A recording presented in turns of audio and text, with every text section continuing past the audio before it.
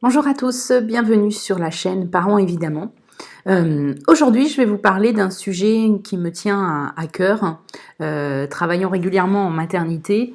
C'est l'arrivée de bébés dans le couple, comment le couple peut rester fort, confiant et sortir de cette période difficile avec panache. Voilà, on va le dire de cette manière-là. Alors pourquoi je parle de choses comme ça un petit peu parce que on se dit le bébé, waouh, il y a l'arrivée de bébé et c'est super, tout va bien se passer. Pourquoi elle me parle de mon couple sur ce moment-là alors que c'est un moment magique? Eh ben, il faut savoir quand même que 15 à 20% des personnes vont se séparer avant les 6 premiers mois de leur enfant. Voilà, donc c'est quand même assez important. Alors il y a eu des séparations avant, au moment de la grossesse, mais aussi pendant ces 6 premiers mois, qui sont des périodes très difficiles avec l'arrivée de bébé. Pourquoi? Différentes choses viennent se positionner par rapport à ça, mais en première intention, eh ben, ça va déséquilibrer un peu ce que vous aviez mis en place en couple. Vous étiez deux, un homme, une femme, deux hommes, deux femmes, dans le sens que vous le souhaitez, mais vous aviez trouvé un équilibre à deux qui vous permettait chacun de pouvoir vivre ensemble des moments magiques, des moments agréables et avoir des moments pour vous qui vous semblaient importants. L'arrivée de bébé va faire que ça va se transformer en trio, donc vous allez avoir en plus le rôle de parent et qui va prendre le pas sur tout sur ces premiers mois. Puisque cet enfant est fragile, il vient d'arriver, vous le découvrez, et donc il va prendre le dessus sur votre côté homme-femme et votre côté couple. Donc ce bouleversement est tout à fait normal pour tous, mais il faut y faire attention pour éviter d'abîmer son couple sur cette période-là et de trouver en fait un fonctionnement à trois pour pouvoir en fait être heureux dans votre couple en tant qu'homme ou femme et avec votre enfant en tant que parent. Voilà. Donc attention à votre couple parce que ça va être le socle qui va construire cette famille et donc il faut en prendre soin. Pourquoi je dis ça aussi? Parce que souvent l'arrivée de bébé va amener le fait que vous allez être un peu comment dire, face à ce que vous avez idéalisé comme bébé, idéalisé comme vous allez être en tant que parent, comment votre conjoint va être en tant que parent, et vous allez tomber sur la réalité qui, quelquefois, va être vraiment assez différente de celle que vous aviez imaginée, et qui, très rarement, va être identique. Donc, c'est pour vous donner un petit peu un équilibre entre les deux. Donc, c'est normal. C'est quelque chose par lequel tout le monde peut passer. Et ce qui est important dans cette période, c'est vraiment de se poser, de réfléchir, de prendre plaisir aussi au moment où on a des moments d'intimité ou des moments sympas avec notre enfant ou dans notre couple, et surtout de trouver ce nouvel équilibre à deux, donc de communiquer. Donc, il y a des bases relationnelles, il y a des bases éducationnelles que vous allez avoir avec cet enfant et que vous pouvez découvrir dans les livres, dans des vidéos, dans des vidéos de parents évidemment par exemple. Mais réellement, comme vous êtes unique et que votre enfant est unique, votre relation et ce que vous allez en construire sera également unique et elle sera en construction, comme je viens de le dire. Donc vous n'allez pas, dès le départ, être au summum de là où vous allez être en tant que parent. C'est quelque chose qui va s'apprendre petit à petit. Vous apprenez à être parent. Souvent, on pense que c'est les enfants sont venus dans notre vie pour qu'on leur apprenne plein de choses et qu'on leur dise voilà comment la vie est, le fait de donner nos valeurs, nos croyances, aller plus loin dans le fait que quelqu'un va transmettre tout ça. Sauf que l'enfant, lui, il est unique et il va se construire avec ce que vous allez lui donner comme valeur et comme croyance, mais également avec ce qu'il va découvrir et expérimenter dans la vie. Et ça, vous n'allez pas pouvoir le faire en totalité. Et tout ça, ça prend les uns avec les autres. Voilà. En conclusion, pour ce moment un petit peu d'échange et d'introduction sur le couple, je peux juste vous dire qu'il n'y a pas de recette toute faite avec ce que je viens de vous dire. C'est en perpétuelle évolution. Voilà, quand il aura 15 jours, 1 mois ou 2 mois, ben, vous ne serez plus les mêmes parents que vous aviez été au tout début. Ce qui est important dans tout ça, c'est vraiment de respecter chacune des personnes.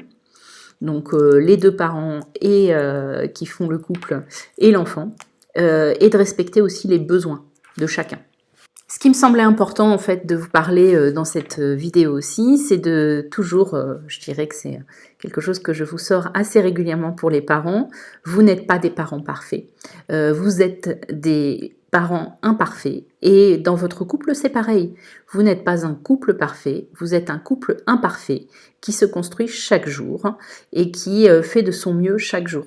Voilà, c'est ça qui est vraiment important à garder en tête et qui me semble important à avoir dans cette vidéo.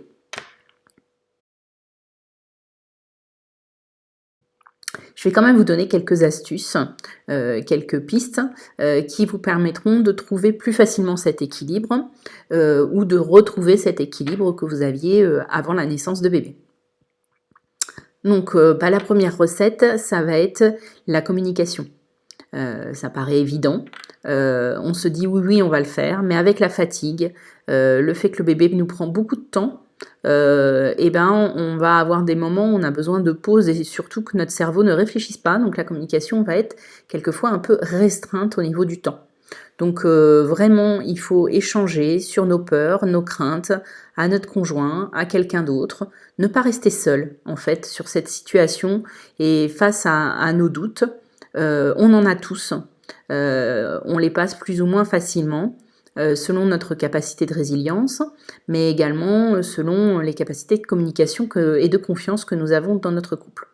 Donc vraiment, il faut accepter d'être perdu et accepter aussi que l'autre en face de nous peut aussi être perdu et que la meilleure manière à ce moment-là de s'en sortir, c'est de trouver des solutions ensemble.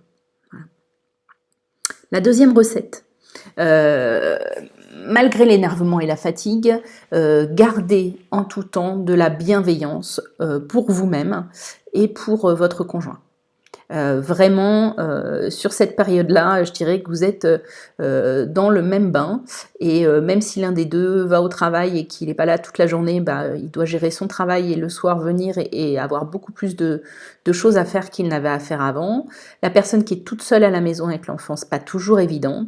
Et même si vous avez pris du temps pour être en couple sur ce moment-là, ça va pas non plus être évident d'être tout le temps ensemble avec l'arrivée de bébé. Donc voilà, il n'y a rien d'évident dans tout ça, il n'y a rien de simple, mais tout se construit ensemble et tant qu'on reste positif et optimiste sur les capacités qu'ont notre couple à aller plus loin, avec de la bienveillance et du respect, sans jugement envers nous-mêmes et envers l'autre, parce que souvent on se juge vraiment très durement et on se compare à l'autre. Il n'y a pas de comparaison à avoir, vous faites chacun de votre mieux à chaque jour et vraiment rester bienveillants l'un envers l'autre. Donc tout ce que je viens de vous dire là sur ces 2 recettes, vous me dites facile à dire, ouais, mais ouais, c'est facile à dire pour moi qui suis là actuellement, mais ça m'est arrivé aussi, donc je ne suis pas qu'une professionnelle à la petite enfance, j'ai aussi eu 2 enfants, je suis en couple depuis 24 ans, et je sais que ce n'est pas simple chaque jour, mais je sais aussi que c'est la règle primordiale et essentielle pour ressortir de tout ça plus fort, individuellement, mais aussi en couple. La troisième recette, pour moi, c'est réussir à oser parler de sa vulnérabilité. Voilà, souvent, on veut cacher un petit peu le fait qu'on est fatigué, qu'on n'est pas bien, pour pas en rajouter pour l'autre. Mais en fait, en faisant ça, l'autre sent bien que en fait, on n'est pas vrai face à lui. Et souvent, ça le met dans un état où il se sent pas super bien parce qu'il se dit il y a quelque chose qui se trame, mais je comprends pas ce qui se passe. Donc, le mieux, c'est vraiment de parler de ses peurs, de ses craintes, de ses doutes. Et ça nous permettra mutuellement de se lâcher plus facilement par rapport à tout ça. On n'en rajoute pas à l'autre en lui disant exactement là où on se retrouve par rapport à nos émotions et nos sentiments. Le quatrième item de ces recettes, pour moi, c'est d'accepter d'apprendre à connaître ce nouvel être. Alors, pour la maman qui a porté l'enfant, bien sûr, elle l'avait dans le ventre, elle s'est déjà mise en connexion avec son enfant, mais il arrive, et en fait, lui, il vous connaît pas, et vous le connaissez pas, votre enfant. Donc, vous allez apprendre à vivre ensemble. Et ça arrive soudainement avec l'accouchement. C'est-à-dire qu'on s'y prépare peut-être un petit peu pendant la grossesse, mais ça nous paraît encore très très loin et très imaginaire. Et quand l'enfant arrive, il faut vraiment préparer ce moment dans notre tête, c'est-à-dire qu'on va découvrir. Et c'est ça qui est merveilleux en fait. C'est qu'on va préparer la chambre, on va préparer le matériel, on va se préparer sur les soins techniques, on va lire plein de livres pour se préparer à notre rôle de parent. On va préparer notre environnement, donc la chambre aussi, mais avec le salon, on va tout préparer pour que ce soit parfait quand l'enfant arrive. Sauf que votre enfant, lui, quand il va arriver, vous ne le connaîtrez pas. Et ce sera vraiment un moment de découverte les uns envers les autres, et il faut vraiment en profiter un maximum. Sur ce moment, en fait, vous allez découvrir ce que c'est d'être parent réellement, et votre enfant va découvrir ce que c'est d'être un enfant qui naît également. Donc voilà, donc vous allez vraiment expérimenter chaque jour dans votre rôle. Et comme je l'ai dit en introduction, vous allez petit à petit, avec vos expérimentations, apprendre à devenir le parent que vous souhaitez être. Mais le parent que vous souhaitez être, vous ne devez pas l'imaginer de façon parfaite. C'est-à-dire que souvent, on prend comme modèle par rapport au fait qu'on devient parent, ou nos propres parents, ou l'inverse de nos parents, parce que ce qu'ils ont fait avec nous ne nous a pas convenu, et des personnes un peu phares dans notre vie qui sont passées et qui nous ont montré des directions qu'on trouvait sympathiques en tant que parents. Alors, c'est des choses que vous pouvez avoir en tête, mais malgré ça, vous êtes différent, vous êtes unique, comme je l'ai dit tout à l'heure. Et donc vous, face à cet enfant, des fois, vous ne réagirez pas comme vous auriez voulu le faire. C'est-à-dire que vous auriez voulu avoir tout le temps une voix calme, ne pas vous sentir fatigué, être en émerveillement de votre enfant. Manque de bol, quelquefois vous êtes exaspéré et vous vous sentez énervé, vous sentez que vous êtes fatigué et irritable, vous savez pas comment le modifier, et plus vous vous jugez par rapport à ça, plus vous allez intensifier les signes qui sont liés à cette problématique. Donc par rapport à ça, accepter, c'est-à-dire accepter qu'à certains moments vous êtes fatigué, vous êtes irrité, vous êtes en colère, vous êtes frustré. Accepter, ça ne veut pas dire le gérer par rapport à ces émotions, ça veut dire libérer en fait votre corps de toutes ces émotions pour permettre de les vivre au mieux auprès de votre enfant. Et donc vous allez, grâce à ça, malgré votre fatigue, être moins irrité, être moins frustré, et donc vous allez sentir que c'est plus fluide dans ce qui se passe chaque jour. Donc ça, c'est vraiment important pour vous et pour votre enfant. Et vraiment, vous allez découvrir avec votre enfant votre rôle de parent. Et donc, vous êtes un parent en construction. Et je dirais que toute notre vie, nous sommes des parents en construction, tant que nos enfants ne sont pas partis de chez nous. Et même quelquefois, quand ils sont partis de chez nous, ils nous demandent encore de nous transcender dans notre rôle de parent. Un critère supplémentaire ou une idée supplémentaire pour votre couple, c'est la sexualité. En quoi la sexualité est importante dans votre couple ? En fait, l'arrivée de bébé, et même quelquefois au moment de la grossesse, il y a une baisse de la libido, voilà, autant chez la femme que chez l'homme. Donc que vous soyez d'un côté ou de l'autre, celui qui est avec l'enfant ou pas, dans son ventre, les deux personnes vont avoir une baisse de libido. Après l'accouchement, hormonalement et de façon cyclique, il y a 1 ou 2 mois comme ça qui vient se positionner. ces 1 ou 2 mois vont se positionner, va se rajouter la fatigue de l'arrivée de bébé, le stress, le fait qu'on se sent plus parent que femme ou que homme, et puis comme ça fait 2 mois qu'on a un peu laissé ça de côté, des fois on a un peu de mal à se remettre dans notre sexualité, même si on éprouve l'envie d'aller vers l'autre, qu'on redécouvre l'envie de plaisir, mais on ne sait plus trop comment faire, parce qu'on l'a un peu laissé sur un moment, et on se sent un peu malaisé face à son conjoint, pour pouvoir remettre en place une sexualité, mais qu'on voudrait plus douce, peut-être, qui commence par des caresses, des câlins, juste des moments où on se prend l'un envers l'autre dans les bras, et que petit à petit les choses reviennent, et que on sent que cette douceur est prise en compte. Donc ça, vraiment, c'est l'écoute, la communication, les attentions et la douceur qui vous permettront que le désir revienne. Et donc, patience et attention sont donc essentielles sur cette période-là. Si vous avez besoin après, il y a des livres sur la sexualité après l'arrivée d'un enfant, ou des sexothérapeutes que vous pouvez aller rencontrer, qui vous aideront si vous trouvez que c'est difficile de retrouver votre place en tant qu'homme, femme sexualisé après l'arrivée de bébé.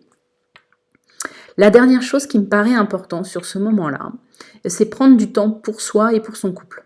Alors, prendre du temps pour soi, c'est souvent la dernière chose qu'on fait, et prendre du temps pour son couple également. Les deux sont importants. Les deux sont importants parce que ça va être des fenêtres un peu de liberté sur ce moment où le fait d'être devenu parent peut être un peu pesant. Pesant tout simplement parce que ça nous prend énormément de temps, et c'est normal. Les premiers mois, l'enfant il est accroché à nous et il a besoin de nous. Mais nous, on a besoin de se ressourcer. Donc n'hésitez pas à contacter une amie qui vienne pendant 1 heure et que ça vous permette d'aller vous balader seul. Voilà, ou vous prenez un temps avec votre mari pour vraiment aller faire, je sais pas, un petit resto, ou juste aussi une balade, si vous aimez vraiment marcher et que c'est quelque chose qui vous convient. Pour ma part, moi, c'était quelque chose que j'aimais beaucoup sur cette période-là. Et se dire que oui, ça dure 1 heure, donc ça prend pas non plus toute une après-midi. Vous n'êtes pas obligé de partir sur des week-ends entiers ou des semaines entières pour vous ressourcer, mais prendre régulièrement du temps pour vous et pour votre couple. En conclusion, ce que je voudrais vous dire par rapport au couple sur cette période, c'est que c'est vraiment un temps de chamboulement physique, psychologique, environnemental, autant individuellement que dans le couple. Mais c'est un passage obligé pour chacun d'entre vous, avec l'arrivée d'un enfant. Après ça, je ne veux pas que ce soit vu que comme un moment difficile, cette arrivée d'enfant. C'est vraiment un moment magique où vous allez découvrir des nouvelles aventures, vous allez découvrir que vous êtes capable de choses que vous ne pensiez pas être capable, et c'est vraiment votre couple devenu famille qui va venir s'installer dans ce nouveau rôle de parent et de ce bébé et de ce couple devenu famille. Voilà, donc profitez vraiment de chaque instant, prenez soin de vous et de l'autre pour rester vraiment solides ensemble. C'est vraiment la dernière chose que je pourrais vous dire. Voilà, continuez à vous écouter et à communiquer l'un envers l'autre. Je vous remercie d'avoir écouté cette émission sur le couple de parents, évidemment. Si vous avez aimé la vidéo, n'hésitez pas à liker ou à faire un commentaire. Si vous aimez mes vidéos, n'hésitez pas à vous abonner à ma chaîne YouTube pour pouvoir continuer à voir les notifications quand elles viennent sur cette chaîne. Je ne sais pas encore ce que je ferai la prochaine fois. Ce sera surprise, comme d'habitude. Merci, au revoir.